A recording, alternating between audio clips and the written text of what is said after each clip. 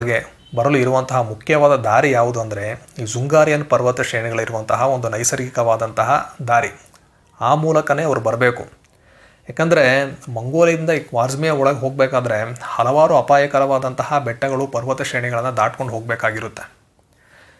ಈಗ ಮಹಮ್ಮದ್ ಕಡೆಯವರು ಮಂಗೋಲಿಯನ್ನರು ಈ ಕಡೆಯಿಂದ ಬರಬಹುದು ಅಂತ ಅಂದ್ಕೊಳ್ತಾರೆ.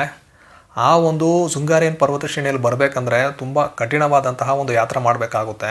ಚಳಿಗಾಲ ಇರೋದರಿಂದ ಚೆಂಗಿಸ್ ಖಾನ್ನು ತನ್ನ ಮಂಗೋಲಿ ಪಡೆಯನ್ನೆಲ್ಲ ಒಟ್ಟುಗೂಡಿಸಿ ಈ ಒಂದು ಹಾದಿಯಲ್ಲಿ ಬರಬೇಕಂದ್ರೆ ತುಂಬ ಸಮಯ ಆಗುತ್ತೆ ಅಂತ ಅವ್ರು ಅಂದ್ಕೊಳ್ತಾರೆ. ಚೆಂಗಿಸ್ ಖಾನ್ ಯಾವಾಗ ತಾನು ಯುದ್ಧ ಮಾಡಬೇಕು ಅಂತ ನಿರ್ಧಾರ ಮಾಡಿದ್ನೋ ಕೂಡಲೇ ಅವನೇನು ಮಾಡ್ತಾನಂದರೆ 20,000 to 30,000 ಸೈನಿಕರನ್ನು ಒಳಗೊಂಡಂತಹ ಒಂದು ಪಡೆಯನ್ನು ತನ್ನ ಮಗನಾದ ಜೋಚಿ ಹಾಗೂ ಜೀಬೆಯ ನೇತೃತ್ವದಲ್ಲಿ ಕಳಿಸ್ಕೊಡ್ತಾನೆ. ಈ ಒಂದು ಸೇನೆ ಏನಿದೆ, ಇವರು ಈ ಮೊಹಮ್ಮದ್ ಕಡೆಯವರು ನಿರೀಕ್ಷೆ ಮಾಡಿದ ಹಾಗೆ ಶೃಂಗಾರಿಯ ಪರ್ವತದ ಹಾದಿಯಲ್ಲಿ ಹೋಗೋದಿಲ್ಲ. ಅವ್ರು ಏನು ಮಾಡ್ತಾರೆ ಅಂದರೆ ತಿಯಾನ್ ಶಾ ಪರ್ವತದ ಕಡೆಯಿಂದ ಹೋಗ್ತಾರೆ. ಇದನ್ನು ಈ ಮೊಹಮ್ಮದ್ ಕಡೆಯವರು ನಿರೀಕ್ಷೆ ಮಾಡಿರೋದಿಲ್ಲ. ಈ ಮಂಗೋಲಿಯನ್ನರ ಪಡೆ ಈ ತಿಯಾನ್ ಶಾ ಪರ್ವತ ಶ್ರೇಣಿಯಲ್ಲಿ ತಮ್ಮ ಪ್ರಯಾಣವನ್ನು ಬೆಳೆಸ್ತಾರೆ. ಇದು ತುಂಬ ಕಠಿಣವಾದಂತಹ ಪ್ರಯಾಣವಾಗಿರುತ್ತೆ. ಯಾಕಂದರೆ ಇವರು ಚಳಿಗಾಲದಲ್ಲಿ ಹೋಗ್ತಾ ಇರ್ತಾರೆ. ಅಲ್ಲಿ ಬಹಳ ಹಿಮ ಇರುತ್ತೆ, ತುಂಬ ಕಷ್ಟ ಆಗುತ್ತೆ ಪ್ರಯಾಣ ಮಾಡೋದು. ಇದರಲ್ಲಿ ಹಲವಾರು ಮಂಗೋಲಿಯನ್ನರು ಸತ್ತು ಹೋಗ್ತಾರೆ.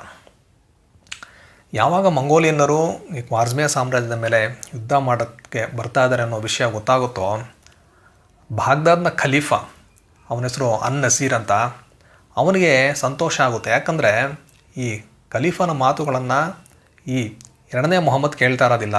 ಮೊಹಮ್ಮದ್ಗೂ ಇವನ ಮಧ್ಯೆ ಕೆಲವು ಸಮಸ್ಯೆಗಳಿರುತ್ತೆ.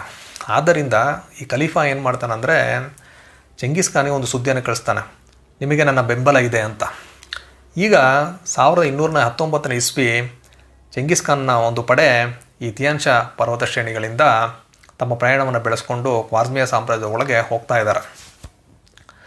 ಇವ್ರು ಏನು ಮಾಡ್ತಾರಂದರೆ ಅಲ್ಲಿರುವಂತಹ ಒಂದು ಸಂಪದ್ಭರಿತವಾದ ಕಣಿವೆ ಪ್ರದೇಶ ಫರ್ಗಾನಾನ್ ಅಂತ, ಆ ಒಂದು ಪ್ರದೇಶವನ್ನು ಇವರು ಮುತ್ತಿಗೆ ಹಾಕ್ತಾರೆ.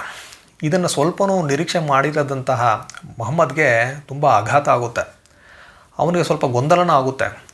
ಬಂದಿರುವುದು ಮಂಗೋಲಿಸ್ ಸೈನ್ಯದ ಒಂದು ಸೈನ್ಯದ ಭಾಗನ ಅಥವಾ ಇದೇ ಮುಖ್ಯವಾದ ಸೇನೆನ ಅಂತ ಅವನಿಗೆ ಗೊಂದಲ ಆಗುತ್ತೆ.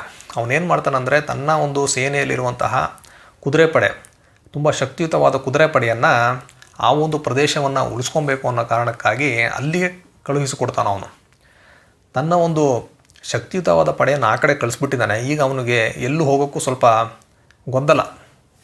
ಈ ರೀತಿ ಇರಬೇಕಾದ್ರೆ